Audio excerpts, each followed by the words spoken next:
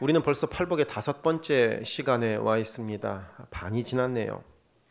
지난 4번의 말씀이 여러분들의 마음속에 어느 정도 남아있으리라 생각합니다. 예배 후에 혼모임을 통하여 이제 말씀의 은혜를 좀 나누었으니까 아무래도 나누다 보면 더 많이 마음속에 남아있지 않을까 하고 생각을 합니다. 그래서 첫 번째, 심령이 가난한 자의 복에 대해서 말씀을 드렸죠. 여기서 심령이 가난하다는 것은 빈털털이라는 뜻이 아니라 심령이 빈 컵과도 같아서 거기에 하나님의 은혜를 채울 준비가 되어 있다는 그런 의미였습니다. 그리고 두 번째, 애통하는 자가 복이 있다고 말씀을 나누었습니다. 주님께서 이 땅을 바라보시면서 애통하고 계시기 때문에 우리도 그런 주님의 마음으로 애통할 필요가 있다라는 말씀이었습니다. 셋째, 온유한 자가 복이 있다고 말씀드렸습니다. 온유한 마음으로 내 입술과 내 힘을 통제할 줄 아는 자가 복이 있다는 뜻이었습니다.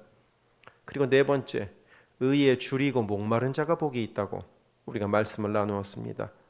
다른 데에 목마른 것이 아니라 의에 줄이고 목마른다면 그 목마름과 줄임을 주님께서 채워주실 것이다 하는 것이 이 네 번째 의에 줄이고 목마른 자의 복이었습니다.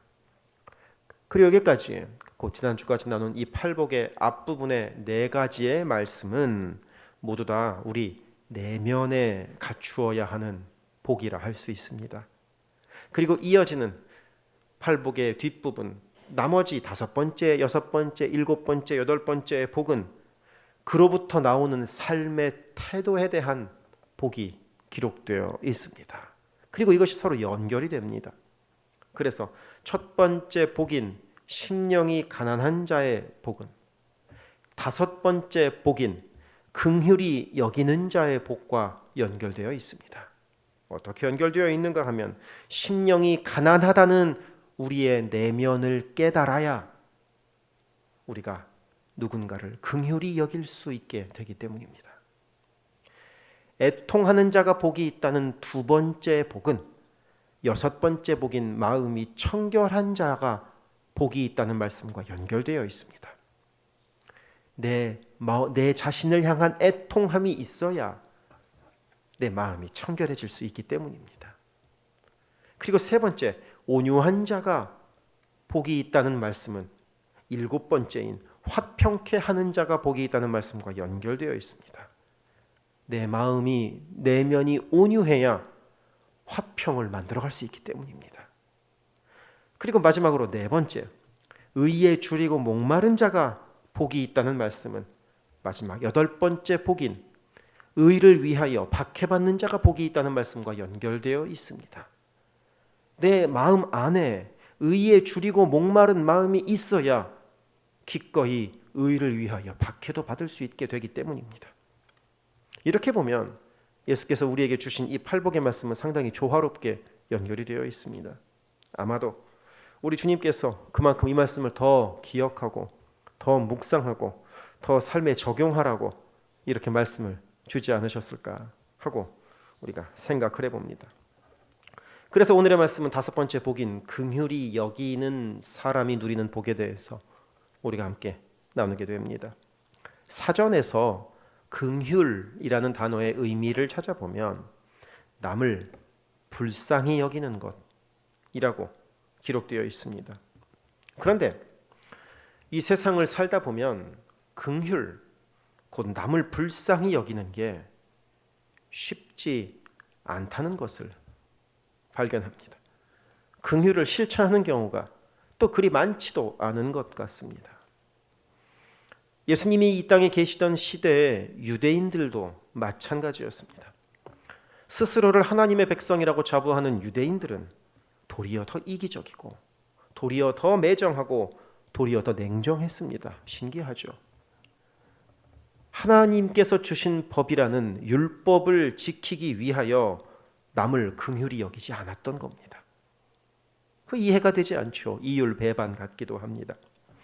마가복음 7장 11절에 보면 고르반이라는 단어가 나옵니다. 이 고르반이라는 말의 의미는 하나님께 드리는 예물이다라는 뜻입니다.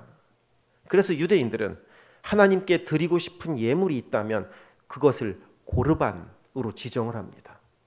예를 들어서 만약에 내가 이 컵을 하나님께 드리고 싶다. 그럼 이 컵을 고르반이라고 지정하는 겁니다. 그러면 이 컵은 다른 사람에게 팔 수도 없고 다른 사람에게 양도할 수도 없습니다. 내가 잘 가지고 있다가 성전에 드리는 겁니다. 이게 고르반입니다. 어찌 보면 믿음 좋은 태도 같습니다. 그런데 이 고르반을 예수님 당시 유대인들은 아주 많이 악용했습니다. 어떻게 악용을 했냐 하면 고르반이라는 제도를 가지고 부모님께 효를 하는데 반대로 사용했던 겁니다. 예를 들어서 내 재산은 고르반, 곧 하나님께 바쳐졌기 때문에 내 재산을 가지고 부모님을 섬길 수는 없다 라고 말하는 겁니다. 이해가 되지 않지만 그랬습니다. 이렇게 불효를 행하면서 성전에 가서 헌금만 두둑히 내면 그 당시에는 대우를 받았습니다. 그러니 겉으로 보이는 믿음만 있을 뿐 그 당시 유대인들은 결코 내면에서 우러나오는 긍휼을 행하지는 않았던 겁니다. 심지어는 안식일에 일을 행하면 율법을 어기는 거니까 안식일에 아프고 고통당하는 사람을 구해주지도 않았습니다. 율법을 지킨다는 이유로 긍휼을 행하지 않았던 겁니다. 그러니까 예수께서 마태복음 23장 23절에서 이런 말씀도 하셨습니다. 화 있을진저 외식하는 서기관들과 바리새인들이여 너희가 박하와 회향과 근채의 11조는 드리되 여기서 박하와 회향과 근채는 요즘으로 말하면 조미료를 말합니다. 그 얼마 되지도 않는 조미료도 너희들은 11조를 꼬박꼬박 챙기면서 율법에 더 충한 바 정의와 긍휼과 믿음은 저버렸도다. 이런 삶을 살고 있었다는 것입니다. 그렇게 예수님 시대의 유대인 사회는 각박하고 야멸차고 그리고 매정한 사회였습니다. 하나님의 백성이라고 하면서도 말입니다. 그리고 이스라엘을 그 당시에 다스리고 있던 로마 사회는 유대인들보다 더하면 더했지 덜하지도 않았습니다. 로마 세계의 아버지에게는 파트리아 포테스타스라는 말하기도 힘들죠. 파트리아 포테스타스라는 공식적인 권리가 아버지에게 있었습니다. 그러면 이 파트리아 포테스타스라는 아버지의 권리는 무엇을 말하느냐? 아이가 갓 태어나면 그 아이를 살릴지 죽일지를 결정할 권리가 아버지에게 있다는 겁니다. 갓 태어난 아이를 보고서 엄지손가락을 올리면 아이를 살리는 것이고 엄지손가락을 내리면 그 아이를 강에다가 던져버렸습니다. 그게 그 당시의 문화였습니다. 그리고 그것이 아버지의 그 당시 로마에서의 합법적이고 정당한 권리였습니다. 그뿐이 아닙니다. 로마 시민은 노예가 마음에 들지 않으면 죽여도 아무 상관이 없었고 심지어는 아내가 마음에 들지 않는 이유로 죽여도 법적으로 제재를 받지 않았습니다. 사회가 그랬기 때문에 한 로마 철학자는 심지어 긍휼은 영혼의 병이요 육체의 연약함의 표시라고까지 이야기했습니다. 긍휼은 필요 없다는 겁니다. 로마 사회는 긍휼이 아예 존재하지 않았던 겁니다. 우리가 살고 있는 이 사회 속에서도 긍휼은 좀처럼 찾아보기가 어려워져 가는 것 같습니다. 배려와 양보가 사라져가는 듯합니다. 운전할 때 그런 거 느끼지 못하십니까? 물론 한두 번씩 남을 도와줄 수는 있습니다. 한두 번 도와주는 거는 그렇게 어렵지 않습니다. 하지만 계속해서 나의 희생과 나의 손해를 감수하면서까지 돕기는 어렵습니다.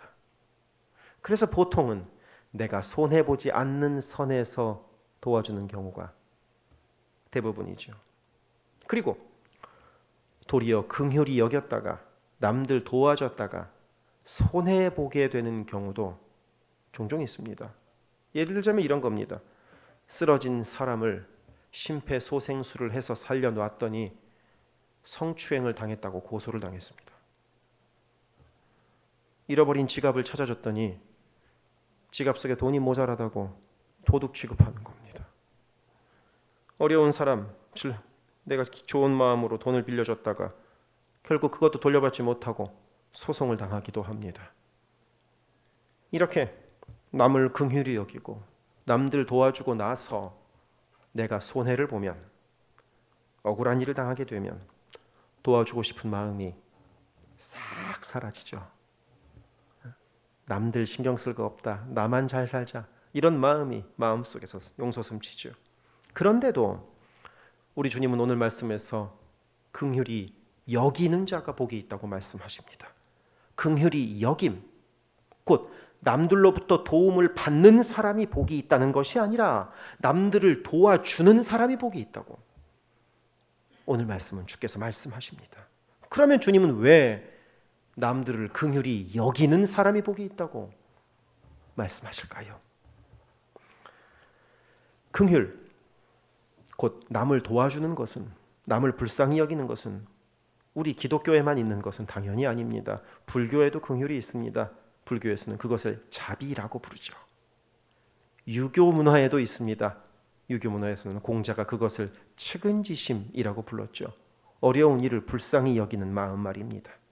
이렇게 다른 종교, 다른 윤리, 다른 사회 체계 안에서도 가난한 이들을, 어려운 이들을 불쌍히 여기는 문화는 있지만 그 모든 것들은 다 자기 수양을 위해서 돕는 겁니다. 내가 더 나은 사람이 되기 위하여 남들을 도와주는 경우가 거의 대부분입니다.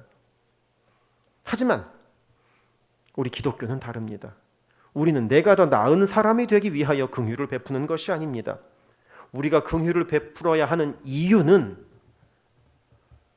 우리 주님께서 긍휼의 원조이기 때문입니다. 우리가 베풀어야 하는 긍휼은 주님께서 베푸신 긍휼을 우리가 본받는 겁니다. 주님의 일을 따라하는 것입니다. 우리 주님은 긍휼을 몸으로 실천하셨습니다. 긍휼 그 자체셨습니다. 안진뱅이를 일으켜 세우셨고 병든 자에게 손을 내밀어 고치셨고 소경의 눈을 뜨게 하셨고 귀머거리가 듣게 하셨습니다. 그뿐이 아닙니다. 창녀와 세리와 방탕하고 술 취한 자들, 사람들은 취급도 하지 않던 사람들 가까이 가셨습니다. 왜? 그들을 긍휼히 여기셨기 때문입니다. 그렇게 하시면서 우리 주님께서는 누가복음 10장 37절에서 이렇게 말씀하셨습니다. 가서 너도 이와 같이 하라. 내가 이렇게 긍휼을 베푸니까 너도 이렇게 해야 한다 하고 말씀하셨던 것입니다. 하나님은 물론 역시 긍휼의 원조입니다. 하나님께서 이 세상을 살아가는 법칙이라고 우리에게 알려주신 이 율법에는 여러 원칙이 있지만 그 중에 중요한 원칙 하나는 바로 긍휼의 원칙입니다. 예를 들어 레위기 19장에는 이런 율법이 있습니다.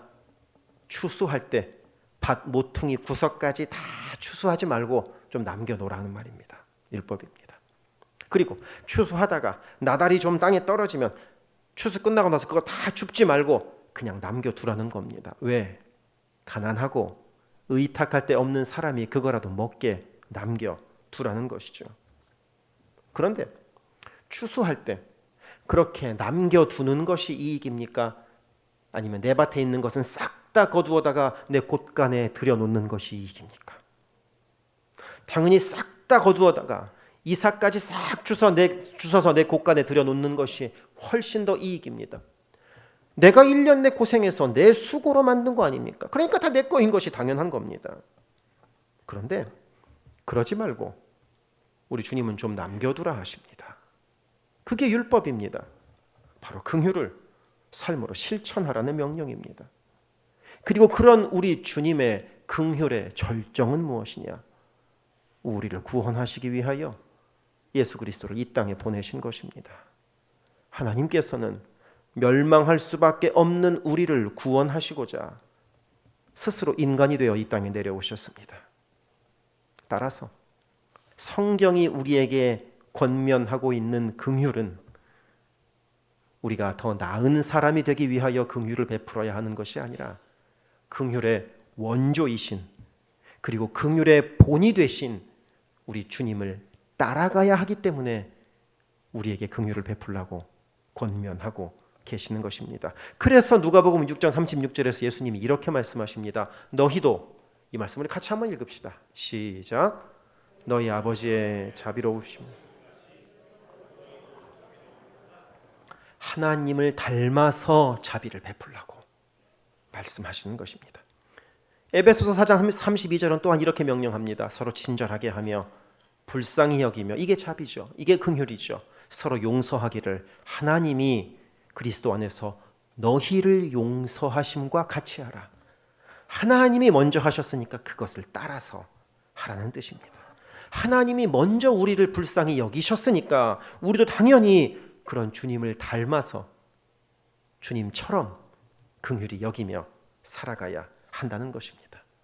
이렇게 긍휼의 원조이신 주님을 닮는 것이 우리가 긍휼을 베풀어야 하는 이유임과 동시에 오늘 말씀에는 우리가 긍휼을 베풀어야 하는 이유 또 하나를 우리에게 알려주고 있습니다.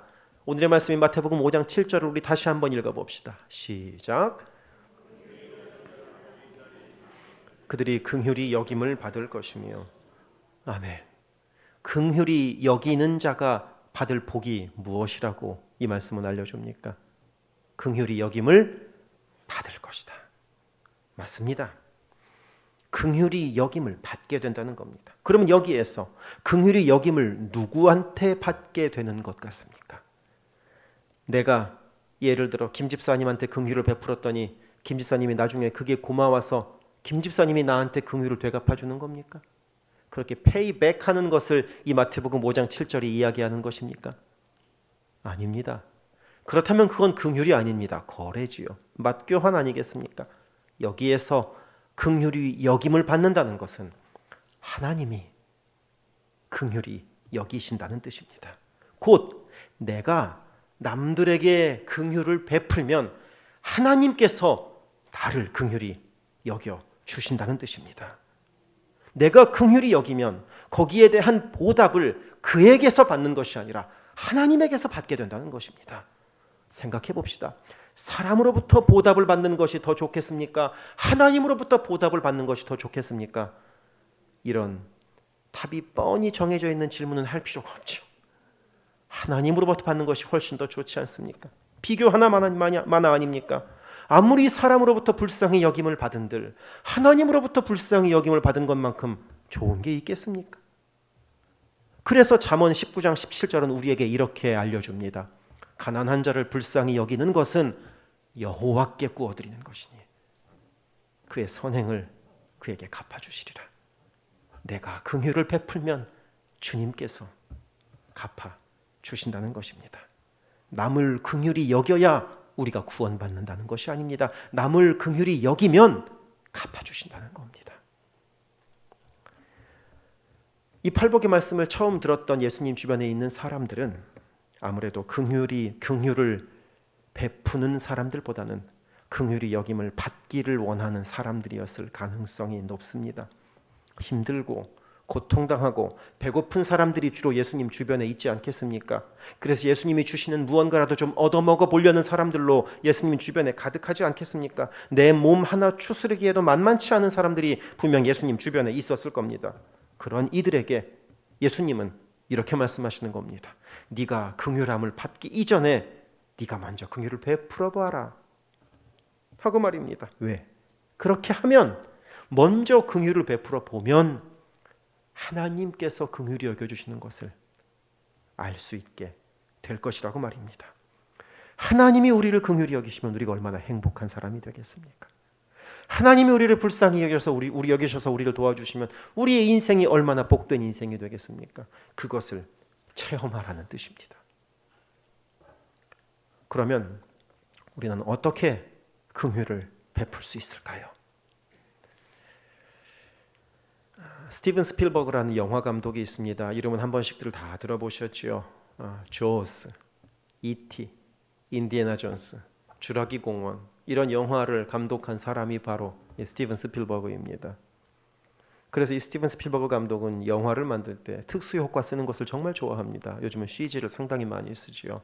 그런데 이 스티븐 스필버그가 특수 효과를 최대한 자제하면서 만든 영화 한 편이 있습니다. 그것은 1993년에 나왔던 쉰들러 리스트입니다. 제목은 한두 번씩 들어보셨지요. 2차 세계대전 당시에 독일 나치군이 유태인들을 아주 잔혹하게 인종 청소했던 이야기를 이 쉰들러 리스트는 다루고 있습니다. 스티븐 스필버그 감독도 자신이 원래 유태인이기 때문에 이 영화를 더욱더 실감나게 만들 수 있지 않았을까 하고 생각을 해봅니다. 이 영화의 주인공인 오스카 쉰들러는 원래 여자와 돈을 좋아하는, 술을 좋아하는 독일인 사업가였습니다. 이 쉰들러가 전쟁이 나자 전쟁을 이용해서 돈을 좀 벌어보겠다는 마음에 폴란드로 가서 이 폴란드에서 한 범랑 그릇 공장을 인수합니다. 그것도 제값 주고 인수한 것이 아니라 난 독일인이니까 그 당시 그곳을 다스리고 있었던, 그곳을 점령했던 독일 나치군에게 뇌물을 줘가지고 이제 그 공장을 인수했습니다.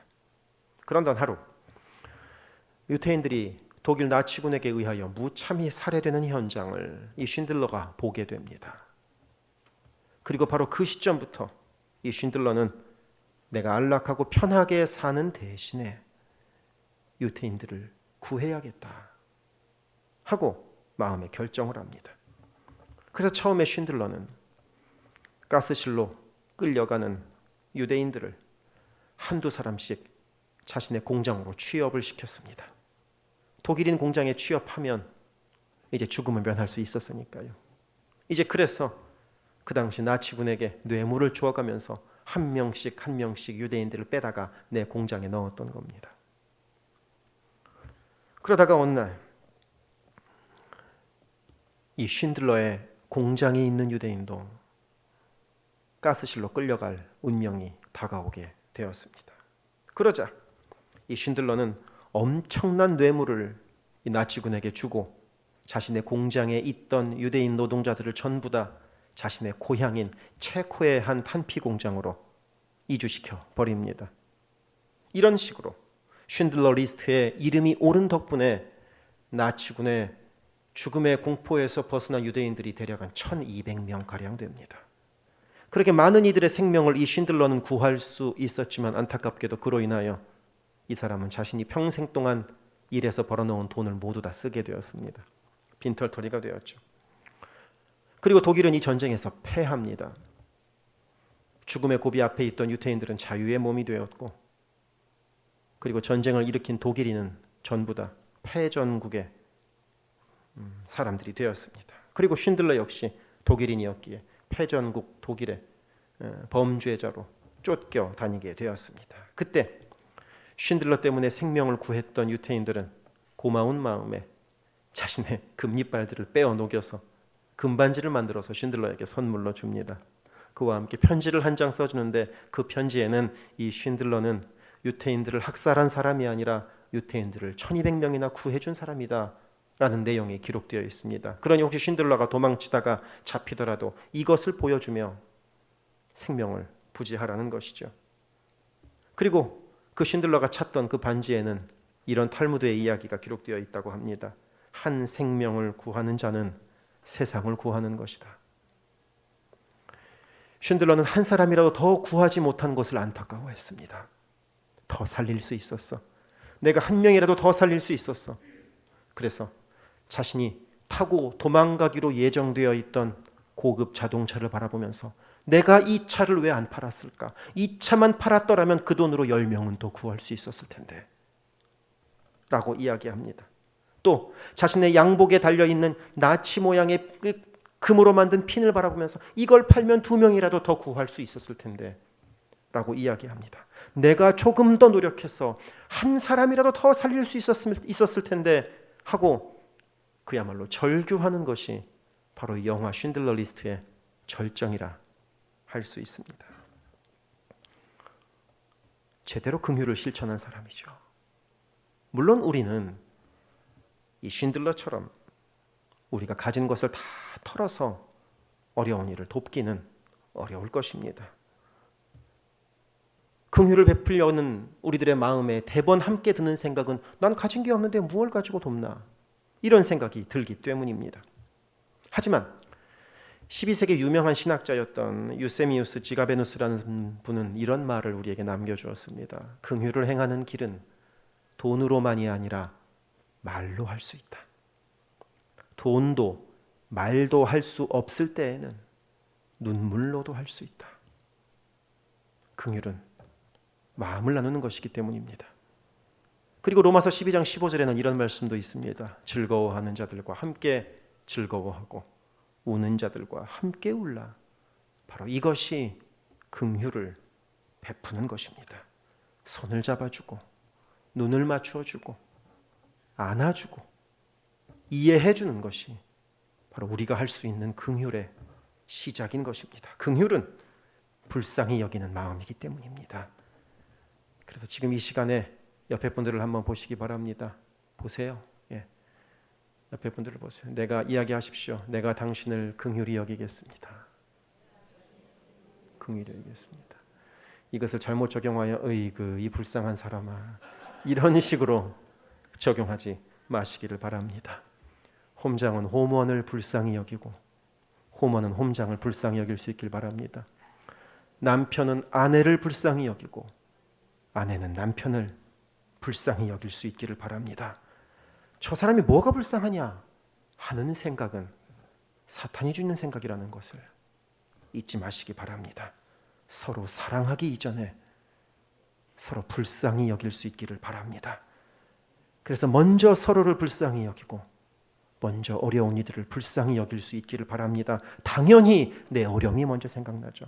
내 힘든 것이 먼저 생각나죠. 그렇지만 그보다는 다른 이들의 어려움을 우리가 돌아볼 수 있기를 바랍니다. 그리고 예수 믿지 않는 이들에게도 우리가 불쌍히 여길 수 있기를 바랍니다. 이 땅에서 아무리 많은 것을 가지고 아무리 떵떵거리며 살아간들 구원받지 못한다면 그 얼마나 불쌍한 인생입니까? 그러니 그들을 또한 불쌍히 여겨서 복음을 나눌 수 있기를 바랍니다. 우리가 매년 하고 있는 우리 교회 주변에 있는 어려운 사람들을 돕는 러브맨로도 마찬가지입니다. 이것도 우리가 무언가 많이 가지고 있어서 나누자는 것이 아닙니다. 우리들의 작은 손길이 긍휼의 시작이기 때문에 우리가 실천하는 것입니다. 그리고 그럴 때 하나님께서 긍휼히 여겨주실 것이기 때문입니다. 사랑하는 성도 여러분, 내가 먼저 긍휼히 여길 때 주께서 우리를 긍휼히 여겨주시는 것을 기억하시기를 바랍니다. 그래서 긍휼히 여김으로 긍휼히 여김받는 우리 모두가 되시기를 바랍니다. 기도하겠습니다.